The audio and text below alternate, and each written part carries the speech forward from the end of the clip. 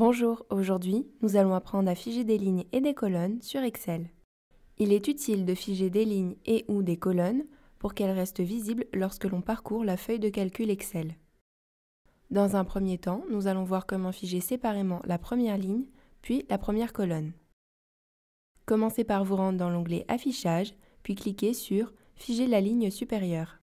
On remarque que la bordure sous la première ligne est plus foncée, ce qui signifie que la ligne du dessus est figée. Si vous souhaitez figer la première colonne, rendez-vous dans l'onglet Affichage comme précédemment, mais cliquez sur Figer la première colonne.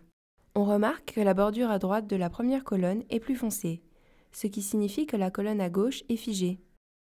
Maintenant, nous allons voir comment figer en même temps la première ligne et la première colonne.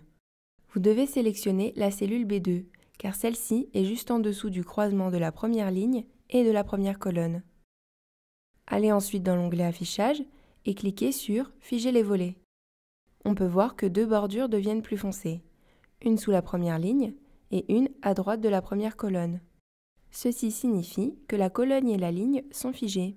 On peut aussi le constater lorsque l'on se balade sur la feuille de calcul et que la ligne et la colonne restent apparentes. Maintenant, nous allons voir comment figer plusieurs lignes et plusieurs colonnes. Il est uniquement possible de le faire si vous commencez par la première ligne et la première colonne. Vous ne pouvez pas figer uniquement la ligne 2 et 3, la ligne 1 doit aussi être figée.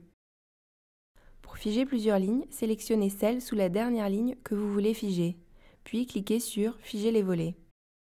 Pour figer plusieurs colonnes, il s'agit de la même opération, donc sélectionnez celle à droite de la dernière colonne à figer, puis cliquez sur Figer les volets.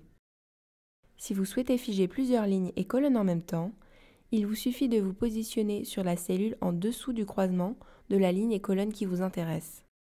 Ici, je souhaite figer les 4 premières lignes et les 2 premières colonnes. Donc, je me positionne sur la cellule C5. Il ne vous reste plus qu'à cliquer sur Figer les volets dans l'onglet Affichage et mes lignes et colonnes sont figées. Pour terminer, nous allons voir comment libérer les volets. Si vous souhaitez que des lignes et ou colonnes figées ne le soient plus, il vous suffit de cliquer sur Libérer les volets dans l'onglet Affichage. La vidéo est terminée. Vous avez appris à figer des lignes et des colonnes sur Excel.